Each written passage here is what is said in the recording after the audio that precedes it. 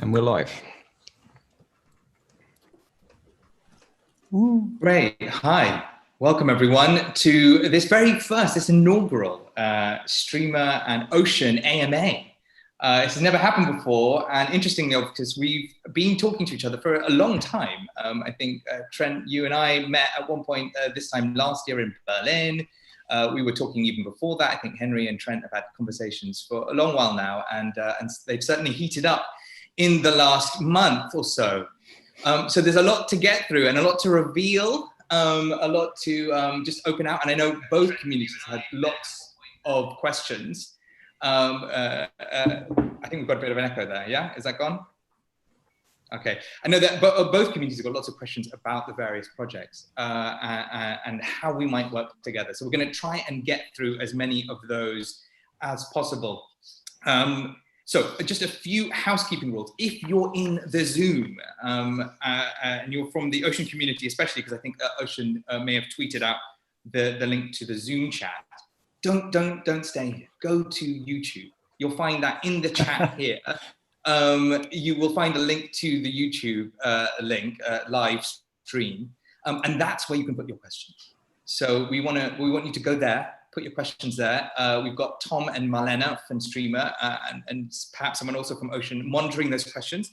We're going to feed them into this debate, which is going to be this wonderful round of series of information flowing into me and hopefully out of my mouth in the right order. Let's see how that works out. So please do that. Okay, I think we're ready otherwise to kick off. Is there any more housekeeping rules? Tom, I think you're still on the line. So is there any more housekeeping stuff that I should know?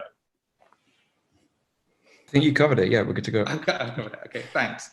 Great, Shiv, that you framed it as a debate from the start. It's not a debate. It's definitely not a debate. It's a genial, wonderful conversation. It's going to take an hour.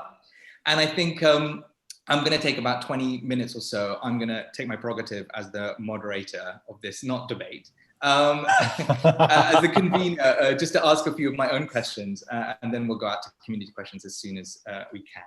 All right, so look, let's start from the beginning if you want. In case anyone's coming in cold, let's just do this. Trent, do you want to give a kind of a roundup of the Ocean project, if you want? Just a minute, no more so.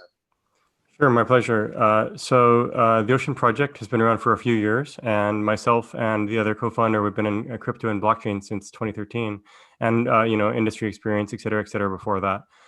So what Ocean is about is the overall mission is to equalize access to data for the world at large, and especially for people for building AI models and other modeling activities. And the motivation around that is because we saw that it was largely a small number of entities in the world, the Facebooks of the world, et cetera, that were accessing this and using this and monetizing.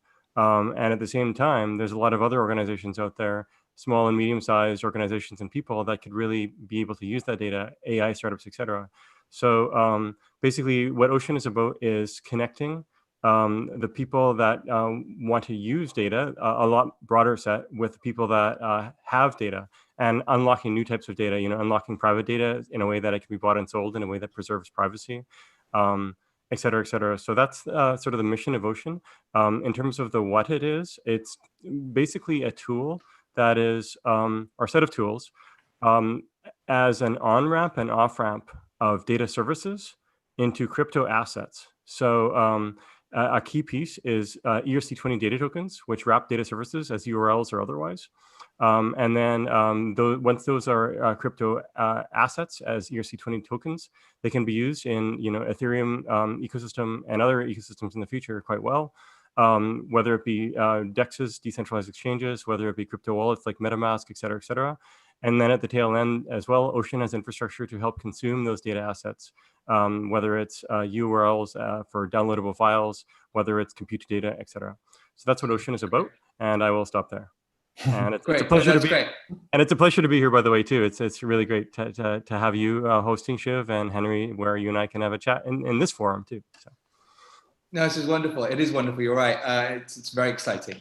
So I think this is where some of the confusion comes in, because people think, oh, look, you guys are basically doing the same thing. Because I think if I asked Henri to say, to sum up Streamr, which I'm going to do, it might just sound similar. And then I think, we'll spend the next at least 25 minutes breaking down some of those differences and where the integrations can happen. So Henri, go. Take it away on Streamr for a minute. Yeah, okay, thanks. I think it will sound partially similar, but mostly not. So Streamr is a decentralized protocol for safely transporting and sharing data streams in real time and at scale. So basically, when applications and devices produce data, it needs to go somewhere, right? It needs to be connected to something to be useful to the relevant stakeholders. And today, it usually goes into a centralized silo, such as a data broker or a storage facility that lives in the cloud. Now, putting your data there doesn't do much for you in terms of scaling it, sharing it, proving its origin, monetizing it, or actually even keeping it safe, really. So that's why we're building Streamr as a decentralized replacement for this cloud-based real-time data infrastructure, enabling applications and devices to interconnect and broadcast data peer-to-peer instead of going through these middlemen. So that's the Streamr network. That's the lowest level thing that we're building. And on top of that, we have a few higher level frameworks to support some prominent use cases. For example, we have the data unions framework for crowdsourcing data and doing revenue sharing at scale, as well as the marketplace application to support the data monetization use case. And where people usually see the overlap with Ocean and Streamr is exactly that marketplace bit, because both projects have a data marketplace. Thank you. That's great. So, okay, I want to pick up on one word that you've used there, Henri, which is right at the top, which is real time. And that might be one of the big, in a sense, differences in terms of architecture and infrastructure and what you're building. Trent, you're dealing with static data sets, ultimately, right? That's not the framing, actually. So overall, I think where Henri described where Streamr and Ocean are complementary is basically Streamr at the network level is basically providing a data service that is focused on real-time streaming data, right? And Ocean is well-tuned to basically taking data services, whether it is dynamic data or static data or otherwise, compute services, et cetera, and then wrapping those as assets to be used in the ecosystem, Ethereum ecosystem as ERC20 assets, right? So that's kind of the difference. Right now, Ocean supports two types of data services. One of them is static URLs. Under those URLs, it can be a single fixed static data set. It might be a PDF that is sitting on Google Drive, or it might be a Google Sheet, or it might be some self-hosted data. And that data itself can get updated. It could get updated every minute, could get updated every hour, every 24 hours or whatever. But it's basically the static URL that people then go to download. So that's one. So the URL is static, the data doesn't need to be. The second data service that Ocean currently provides is compute to data. And this is addressing privacy concerns. So, a lot of people ask, okay, I want to sell my data, but as soon as someone else downloads it, what stops them from going and reselling the data? And that's a great question, right? And you of course have legal recourse with licenses and so on that way. But of course, a lot of people are still going to go and download the data and use it, as well as, is there a way to monetize data that is sensitive or private? And so Ocean's answer to that, or first answer, we see many. Our first answer is saying, let the data stay where it is on premise, and then bring the compute to the data. And basically Ocean software, provider software, can help to act as sort of the broker that way.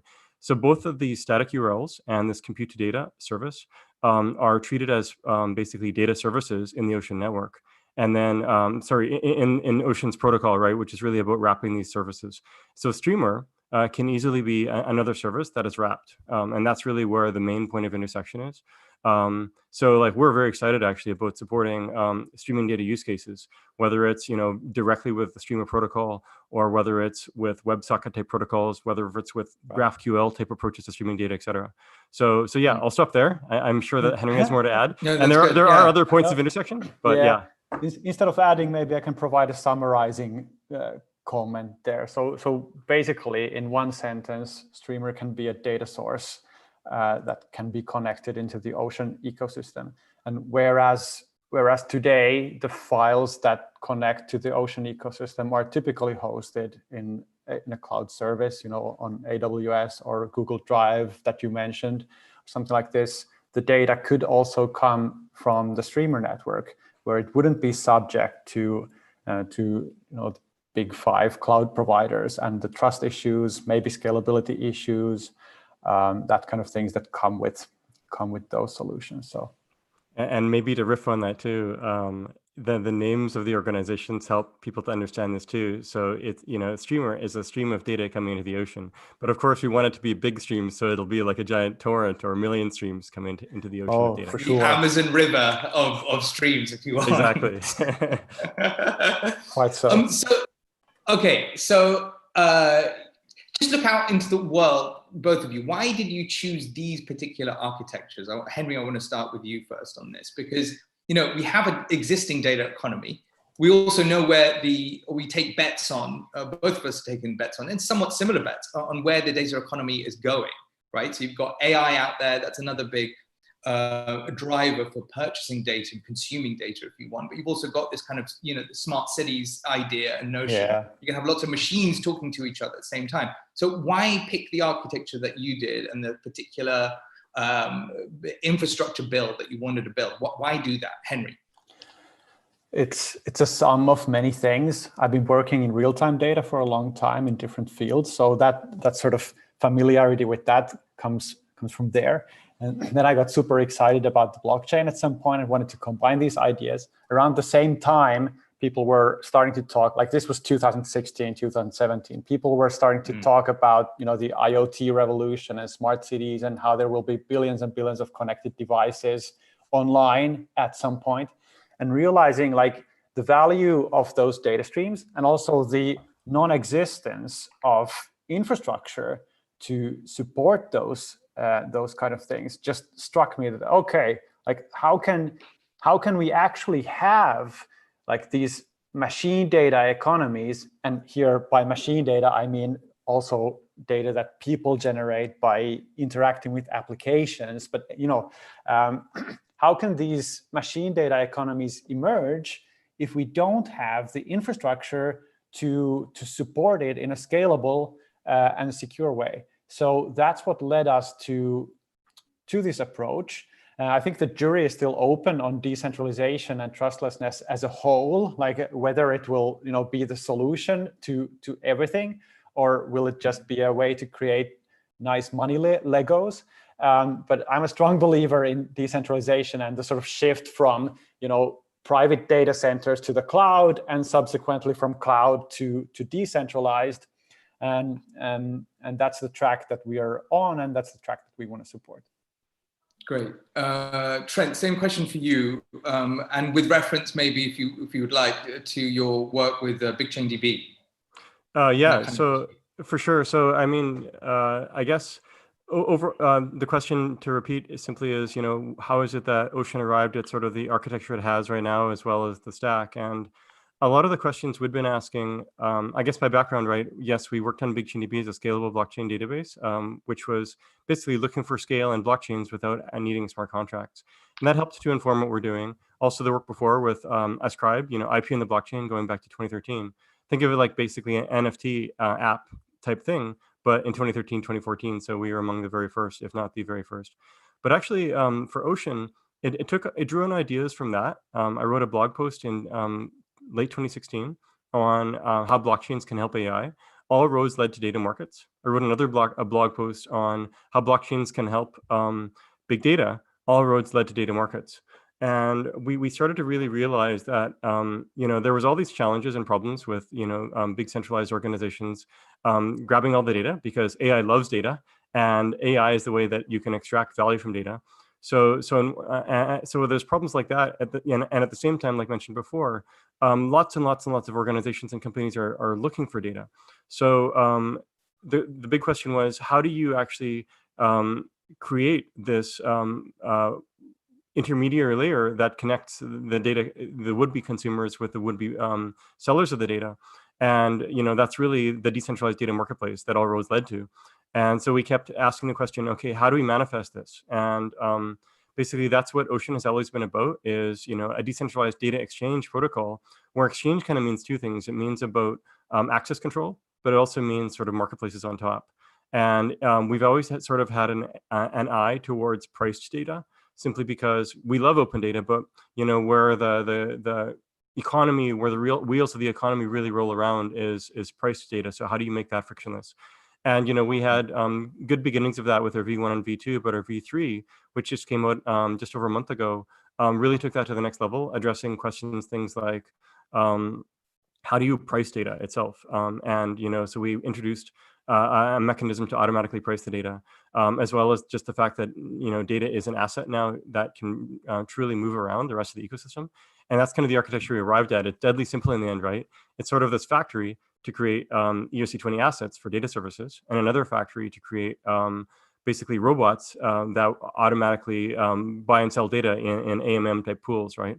So that's kind of the summary. The architecture in the end is quite simple, but it's always been around this goal of how do you have these marketplaces or data exchanges more generally for connecting people. And also what's happy is that we've arrived at something that makes us nicely complementary to Streamr, where we can really help each other. Yeah, actually, just so coming to that, building data marketplaces is very difficult. Building decentralized networks of any kind, again, on the infrastructure level, is very difficult. We're both doing very difficult things.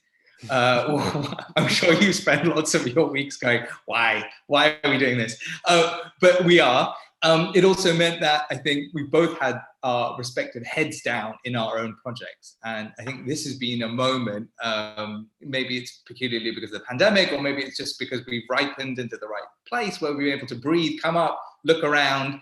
And the first people, in a sense, we're having good, long conversations with are each other. And they've started, those conversations have been very fruitful. Do you want to, Henry, maybe you want to just describe where you think those complementary aspects lie? Don't reference Swash yet, we're going to do that next. Okay, I won't go into that. Actually, just to sort of comment on what Trent just said, like they did 3 versions of the marketplace. And interestingly, we dabbled in the marketplace space as well, right? So that's that's where the overlap is, and it's sort of easy to understand why you went through a couple of different cycles, because we also found like what problems lie in the marketplace space, and how organizations and such are not necessarily like ready yet to onboard into the crypto powered data marketplace and blah blah blah. And that's pretty much where the similarities are. And if you think about okay, I'm sort of answering around your question instead of directly that, but just just commenting. So where Streamr is focused on building the infrastructure, it would actually be like, it's actually imaginable that someone else would really like solve the marketplace problem. Like Streamr as such wasn't started to solve the marketplace, right? So would it, what would be interesting to explore is it like, if Ocean builds the best marketplace, then shouldn't Streamr just connect to that instead of building our own? But we built our own already back like a couple of years ago and didn't go through V2 and V3 on that, because it's not our, it's not our primary goal. So it's quite interesting to see like what the collaboration can lead to. Does it allow Streamr to streamline, sorry, pun not intended, but it came out anyway, to focus on particular things, and then via this collaboration to achieve like the traction and the momentum that is out there? Because building a good data marketplace in crypto is a very challenging problem, like Shiv mentioned, for sure. So I find this super interesting.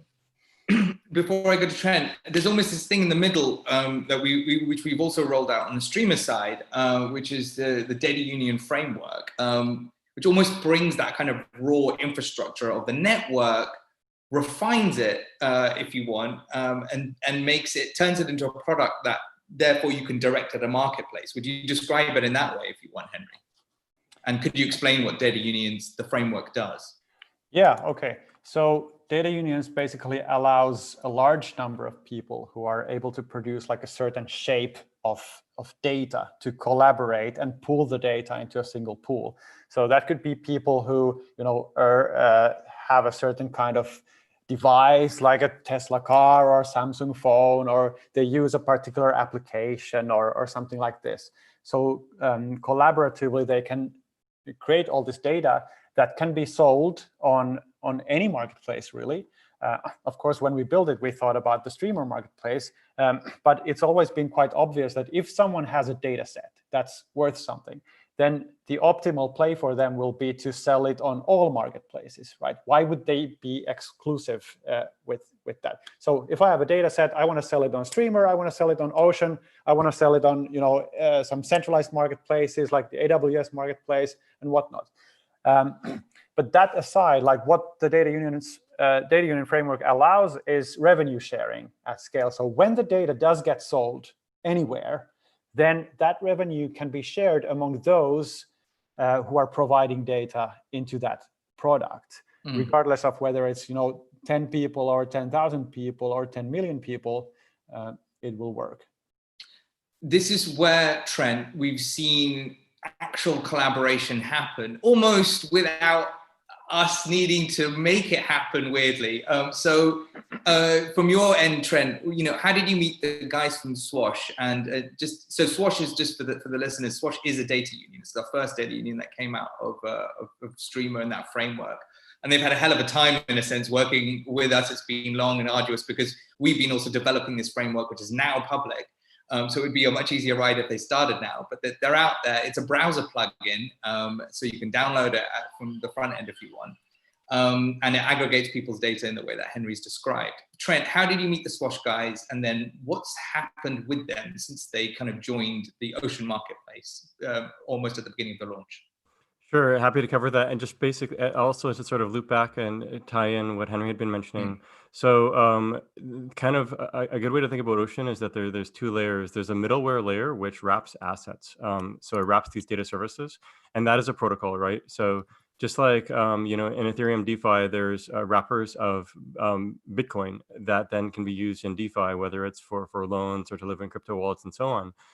Same thing with Ocean, right? So Ocean can take data services such as Streamr data services in the future, as well as already with the static URLs or with compute to data, take those and then make those available for with use by any Ethereum or DeFi tools, anything that supports ERC20, right? And so, MetaMask as a wallet, DAOs like Aragon, and of course, DEX technology like Balancer and Uniswap.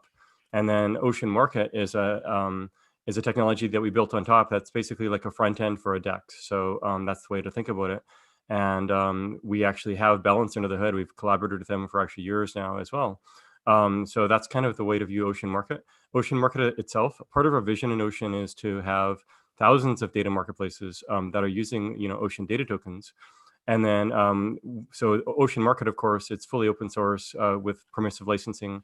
And we want to see a lot of people fork and make their own marketplaces that way. And we already see somewhere between 5 and 10 marketplaces out there, depending how you count them, by the community at large, as well as by enterprises and stuff building. So that's pretty exciting. And they're all sort of using Ocean data tokens, but they're going to be branded in however people want to do it. And so, also, as just an aside too, the Streamr, maybe there'll be a new future version of a Streamr marketplace that is leveraging the Ocean marketplace technology too, right? So anyway, I just wanted to cover that. Going to the Swash thing, then we met them through Outlier Ventures, and we'd heard of them before too. In fact, I know when I met with you, Shiv, last year, you were talking about Swash at the Radical Exchange conference, and so we connected on that as well. And of course, Radical Exchange, of course, yeah, great movement on its own that we're both connected with.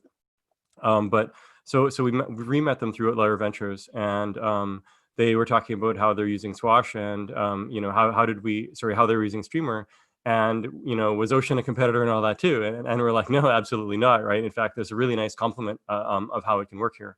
And we described to them, and they thought about it and took it away. And then when Ocean Marketplace came out, the new Ocean Marketplace that came out, just over a month ago, we were continuing in talks with them, and they said, you know what, let's just batch up the data every now and then. I forget if it's every 12 hours or every 24 hours or something. And they basically batch it up and make it available online as a static URL. And then they're actually selling that. So they were one of the very first data sets that were made available in Ocean Market. And so they, they published in Ocean, which meant that they issued a data token, an ERC20 token for their Swash data set.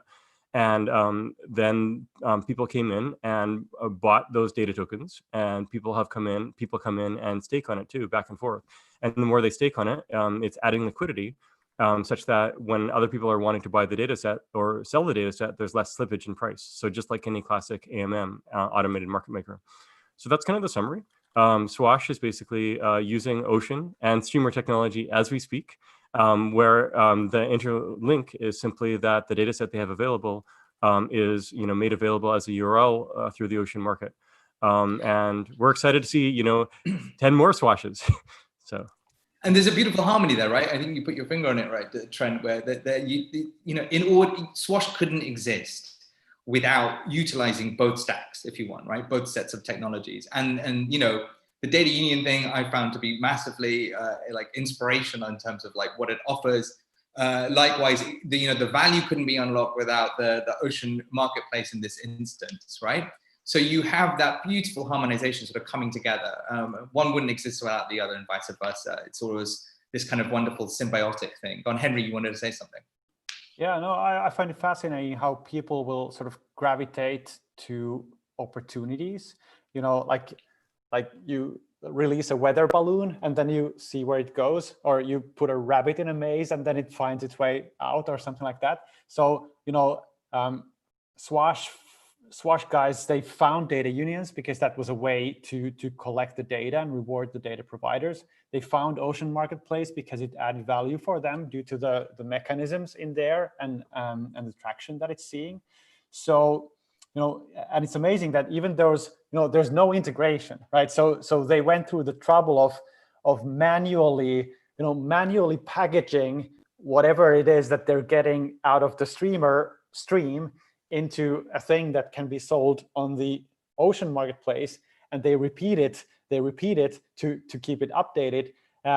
Whereas that's the bunny in the maze finding its way to the exit. Now we just need to take the maze out of it and make it very straightforward to do it instead of wandering in a maze for hours.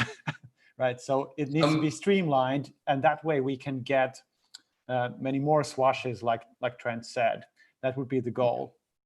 And maybe perhaps they are. Sorry, go on, Trent. Go on. I was going to say, and maybe I can summarize kind of the two main ways that we see to streamline. Right, the first one, of course, is the Streamr technology of streaming data itself.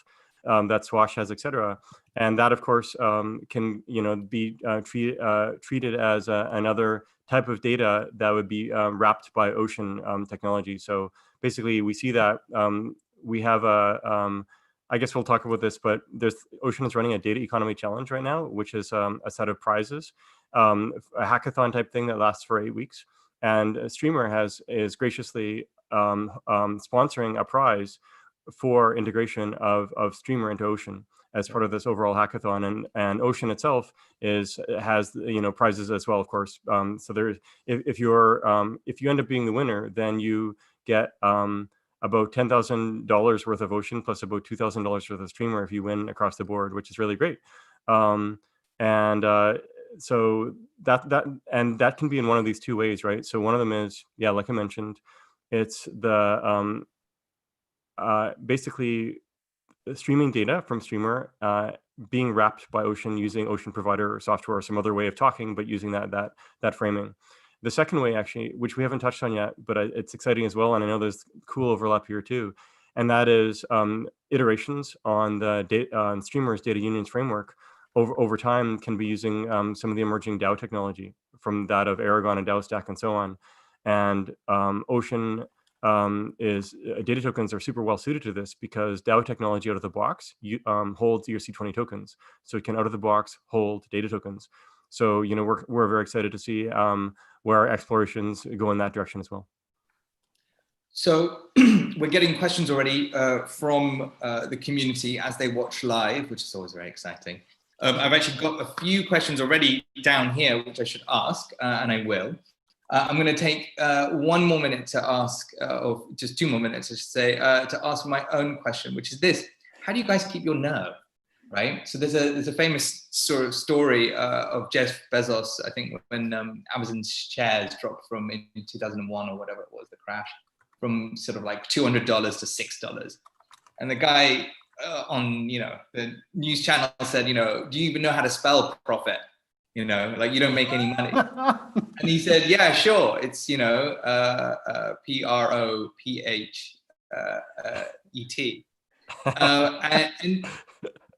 And he kept his nerve, right? And how do you guys? It feels like sometimes we're out in the wilds where we are.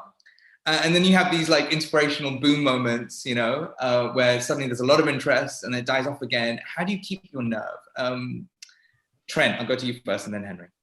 Sure, maybe I'll be quicker on this one too. I mean, overall, you have to have a vision of where you want to be, of how, the world can be a better place, not just in 1 year, but in 5 years, 10 years, 20 years, 50 years and more. And then you execute, right? And as you execute, you keep listening and learning and seeing, what's working, what's not, and adapting, right? Ocean is born from the same organization that did Ascribe and BigChainDB, and you can view it even as pivots in a sense. But and those, had reasonable traction, but Ocean has a lot more traction already. And that basically it's taken time and energy and a lot of tenacity more than anything, simply to keep at it. But ultimately, what drives us is knowing that we can really make a difference for the world. So to keep the nerve, I mean, yeah, there's with crypto, I've done a couple startups in the past, and those are fun. They ended up ended well, basically in good ways. But in crypto, the highs are higher, and the highs are higher, and the lows are lower. So it's pretty harrowing at times, but other times it's very jubilant, and that's just, I guess, how crypto goes. And so I have more gray hair than ever, but that's okay. Wow, you still look okay. I mean, I used to have a full head of hair before I arrived. Henry. Yeah. Henry, how do you keep your nerve then? Yeah, no, I'm echoing what Trent said there. Like, if you have the genuine interest and passion for what you're doing, then that allows you to tap into this endless pool of energy that basically gives you superpowers to keep going.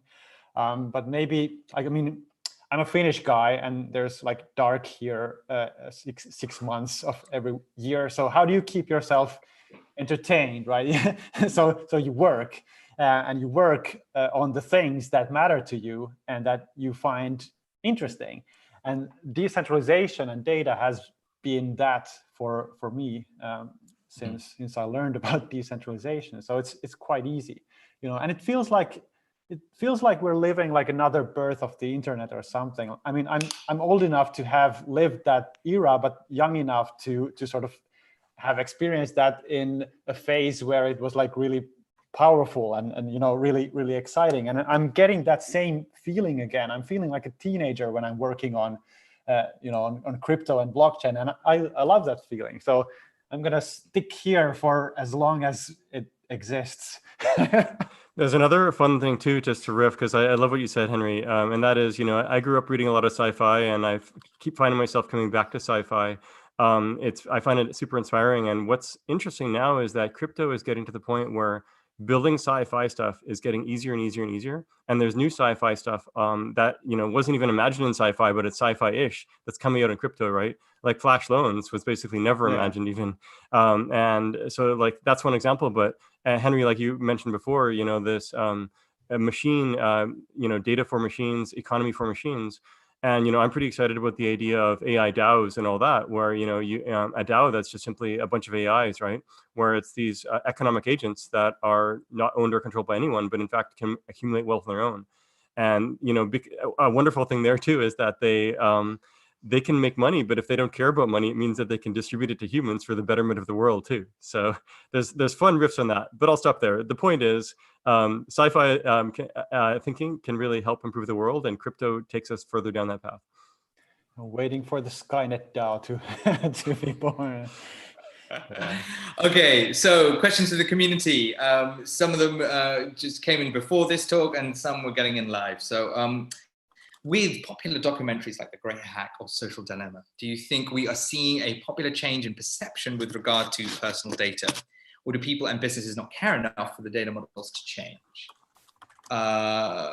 Henry, and then Trent. Well, can you repeat the question? It's quite long and breaking up. Yeah, it is. So with popular documentaries like The Great Hack or Social Dilemma, do you think we're seeing a popular change in perceptions with regard to personal data?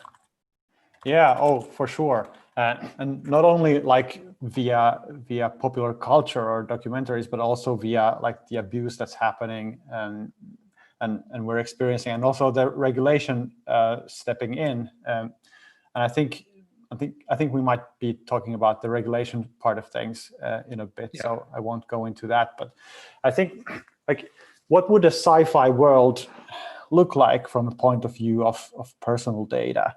I think it would look like either one of two options. Either it becomes this like 1984 like control society where everything's being watched and you don't really like you don't really have that privacy anymore, or it becomes this really powerful environment where you have full control over your data and where it gets used and where it gets shared, and you can earn with it.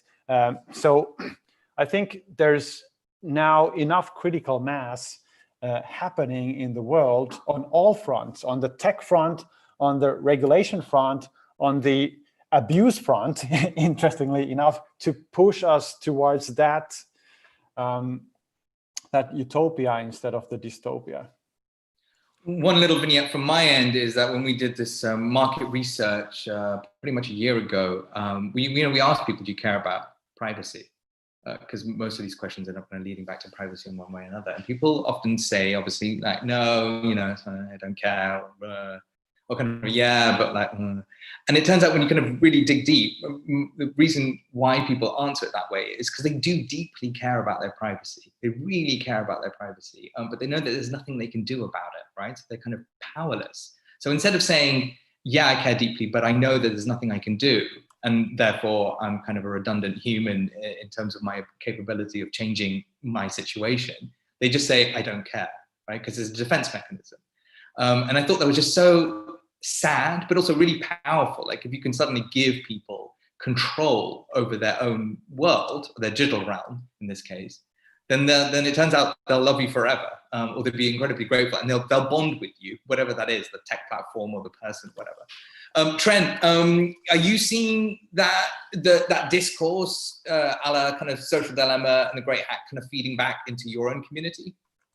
Yes, definitely. And I think there's a good analogy. You mentioned Skynet earlier, and I've been in the AI community since 1987, and I can tell you, it was always infuriating whenever you say AI and then someone actually talks about Terminator and all that, right? And and no, it's really okay. It's really okay, right? But here's the cool thing, right?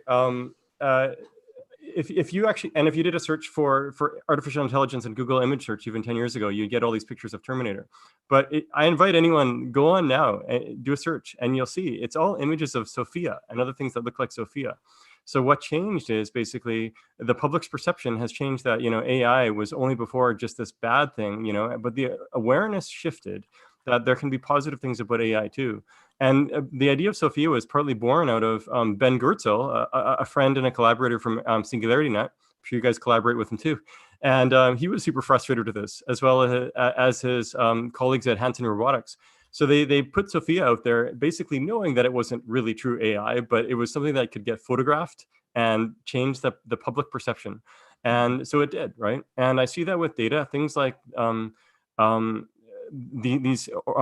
great hack, et cetera, like you mentioned, that can help people to change the public perception about data.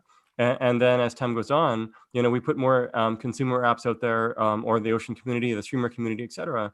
It will help to change the public perception that, okay, rather than just ignoring it or feeling helpless about it, first of all, realizing there's a problem, and then B, realizing that there's solutions and that are sufficiently convenient for people to use, like probably everyone would switch from Gmail to some self-hosted, self-controlled mail, web-based mail app if it was convenient enough to do, right? But right now it's super inconvenient, right? Google has really great lock-in, but over time it will happen, and I'm quite excited for that. So I'll stop there. It's shifting. It's going to take time. I'm excited. Thought like you described, that people had like hardly real experience with AI, so they thought that Terminator is it. So maybe actually now we're in a place where people have no real experience with what privacy is, and they think that the terms and conditions of the big tech or GDPR is it, but it's actually not. So we'll have to show what it is going forward. Absolutely. And by the way, it helps that you can make money with it, right? Using a combination of Streamr and Ocean, right? Like how is that for an incentive? Make money from the data that you personally emanate. There you go. Yes. Doesn't Henry, for sure. You mentioned legislation, which brings us to the next question. What are your thoughts on the upcoming European Data Governance Act, and how might it impact either project and your aims? Trent, are you au fait with the terms of the Data Governance Act? That I think got published last week. Yeah, so I mean, by quick background, right? I know a lot of this was initiated when Angela Merkel learned that Obama and co was spying on her, right, from the revelations of PRISM, and that basically, kind of lit a fire in many places. And some of the ramifications have been, privacy laws in Germany that led to privacy laws in Europe with GDPR. And then, and that, of course, had some good things and some bad things. It created more onus on all companies, small and large, to be more responsible with their data, which is good. A bit, maybe too onerous for small companies, depending how you look at it. But it also meant that for the big companies, they would have to make their data downloadable and machine readable. A friend of mine 10 years ago, he asked Facebook for his personal data. By law, they had to give it. It took them 6 months, and they mailed him 30 boxes of printouts of paper. Oh my God! Right. So basically, they just didn't want anyone to be able to use their data. Now, though, I exited Facebook a few years ago now, 2-3 years, I guess. Basically, right around GDPR launching, where Facebook had to comply. So I downloaded my data, deleted my account. And it was just actually a lot of very nicely readable files, which is great. And these new regulations that have just happened basically are saying now it isn't just a static file to download, but it actually has to be an API, which is really, really useful because it means that you can now have front ends that have Facebook-like functionality or Twitter-like functionality, et cetera. And this is really important, right? So it basically helps to foster competition for that last mile of consumers, rather than just people being subject to the sorting and filtering algorithms of Facebook or Twitter, which are mostly in the best interest of Facebook and Twitter shareholders, unfortunately, right? So overall, we're not quite there. Yeah, we're not quite there with Article 20. We don't know that they're going to revise it yet. Actually, we had a very interesting tidbit. It's been kept secret as to whether they're going to revise this kind of real-time right access to data, right? So at the moment, under Article 20, it's a kind of postal service, right? They get 30 days to respond, and they can still post it to you if you want, or email it in any format they want, right? This is like the API access was the gold standard, and we don't still know if it's gonna. But we're getting there, right? Whether it happens with this article or in the next 2 or 3 years. And the other thing is, and the second thing is GDPR itself, while the laws in general are pretty good, it's been pretty hard to enforce because you have to, it's just a lot of resources for the governments, et cetera, to see. So is there a way where you can have, better defaults that help data be protected? And this is where Streamr and Ocean technology can be very helpful, right? Because of the respective technologies that just help people to manage their data, for the data to stay, on-premise, local, self-sovereign data, right? So that of course then we find ourselves in talks with regulators at the EU level as well as national level and lower levels, basically where they're realizing, hey, yeah, Ocean is going to be a super useful tool here. And you read the specs for things like Gaia X that came out of Germany is now EU wide. You read the specs for the UK data sharing, and a lot of them read like the specs for Ocean itself, right? Which is wonderful, right? So and the talks are there. So we're moving towards this positive future. And it's sort of like the government ordered something, and then it's sort of magically built for them because we kind of envision in parallel with them, and Streamr and all this too, right? So it's kind of a happy coincidence, but probably not a coincidence because everyone is really frustrated with the state of the data situation. Yeah.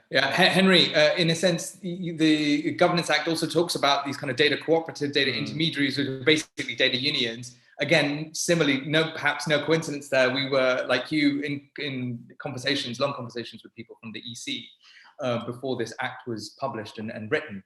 Henry, so what's your thoughts then? I think it's a very positive development. Like when GDPR came out back in the day, it was of course positive because it was a response to the data abuse in big tech, but it was clearly aimed at them, and it was very vague about especially like decentralized networks and the roles that GDPR defines for data controllers, data processors. Like where do they draw the line? Like, is the Ethereum network actually illegal from the point of view of GDPR? If I put my personal data onto a smart contract, do all these Ethereum nodes actually become data processors or what? It's extremely vague, very gray area. I think the new act, it takes us into a better defined direction, first of all, and secondly, it creates these new sort of primitives that can be applied, like these data cooperatives,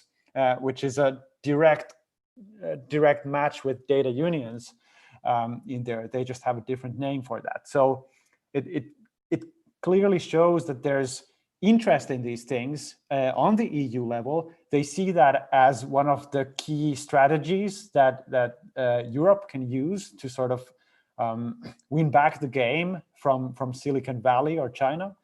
And it also means that there's potentially funding becoming available in the space of personal data. And that's a great thing from the perspective of application builders in this space. So, yeah. Great. Okay, a few more live questions. We've got about 12 minutes or so left, so not that long. Keep your questions coming in live. I'm going to go to those now. So it's called AMA, obviously, Ask Me Anything. Are Streamr and Ocean going to merge? And I don't know, obviously, what references the question is, whether it's a kind of a technical integration, so it's merged on that level, or it's like, yeah, I mean, people buying each other out on the equity level, like from a company basis. So, okay, take it as you will, Henry. From a technical perspective, like for sure, there will be this integration that we're actively exploring. We haven't talked about any kind of other merge, so I can't say that it will happen, but I can't also say that it will not happen. So who knows? Time will tell. Recently there was the year and mergers with Cream and Pihkala and stuff, but those mergers are very differently shaped than what you would see in a traditional company. And the best analogy that I saw, I forget who put it, was basically like Voltron, which is sort of like this robot that gets 5 robots combined to make one much bigger robot, and each of them gets their arms and stuff like that. So basically in Streamr and Ocean integrating, it's sort of like we're creating new Voltrons, right? Is that a merger? Call it what you want, right? These things are decentralized components that are out there that aren't controlled by centralized entities, right? So yeah, I like that. We're talking Voltron for data, basically. Yeah, there's not a lot of scale in the sort of public token ecosystems, exactly for that reason, that they don't carry the same meaning as in traditional startups. So it's quite interesting what the equivalent of that kind of things will be. Like we're living in a world of total composability of things. So why do you need mergers? You just need like things that interact and build on top of each other. Okay, another question from the community. Data have been used recently quite a bit by a few developers. Is it something that is secured as a kind of proprietary technology for Streamr, or is it a generic thing? And actually, that kind of merges into the answers that we've given before. Henri. Yeah, so totally generic, totally open source, nothing proprietary about that. Yeah, that's 100%. Why is that a good thing? Why not make it proprietary, right? If you're going to ask that question. So why would we? We're not really here to do that. Like, Streamr is a crowdfunded project that aims to create this technology to sort of help create the future data economy. So we're doing this for everyone from that point of view. And also, if it was a proprietary thing, I mean, it would be it would be very hard to trust. It would be a tall order for anyone to build with that. Like, here I have this data collection mechanism. Why don't you install it on your computer, right? It's the shadiest possible thing that anyone could ask you to install. So for any kind of data union to be feasible at all, it needs to be 100% transparent. It needs to show you what it's doing, when it's doing it, how does it work, what are you earning, show me the money trail. It needs to be fully transparent from end to the other end. And that's the only way in which there can ever be trust in these systems. One for Trent. I think it is one for Trent. I think I understand the premise of the question. Is there a plan to redo the SWOSH data set into a new weighted pool of a ratio of 70-30? Right, yeah. So by background, actually, SWOSH was one of the very first data sets to get published as data tokens into Ocean Market. And the initial weighting was, well, actually, I'll just even some more background. So if you go to use Uniswap, let's say ETH, Ocean, Pool, and Uniswap, it's a 50-50 weight, 50% ETH, 50% Ocean. And basically, so if you want to add liquidity, you have to add in an equal amount of Ocean and Uniswap, and ETH tokens weighted proportionally. With Balancer, you can actually have different weights. You can have 70-30, 90-10, one direction or the other. And that actually allows, various, it's another degree of flexibility, and you can use it in various ways. So in Ocean, when we first released Ocean Market, we decided to leverage that flexibility because we have Balancer pools under the hood.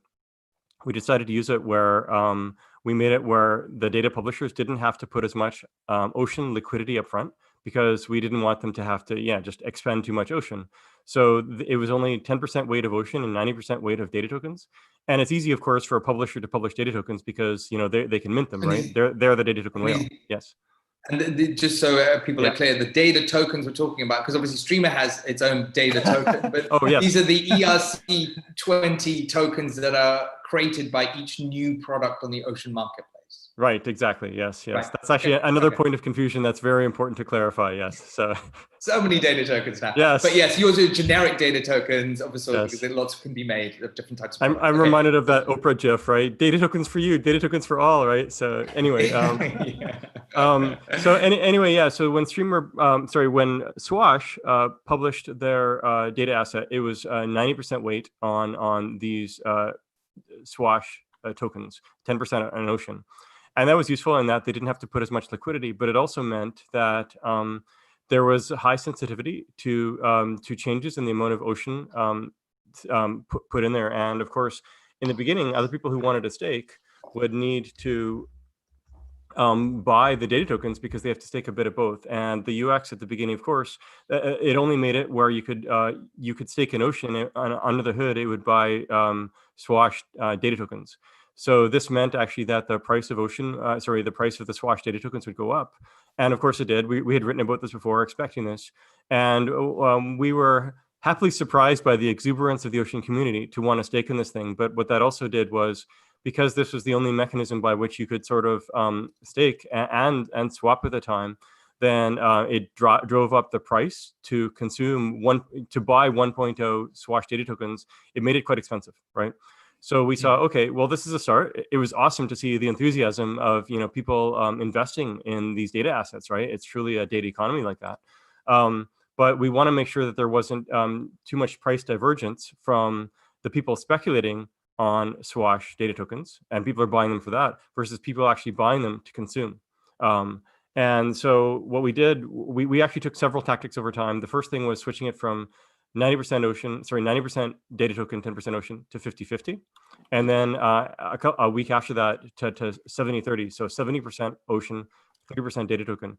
And so they actually have to, if you're publishing a data set now, you actually have to publish 7x more Ocean and proportionally less of your new data token. And that actually helps to align the interests much more between the publishers and the other people, because the publisher, they're kind of the data token whale, if you will, right? So their interests are more aligned. And we've seen that, the data sets published with the 70-30 are much less sensitive to price swings and better overall, right? So we're happy with that.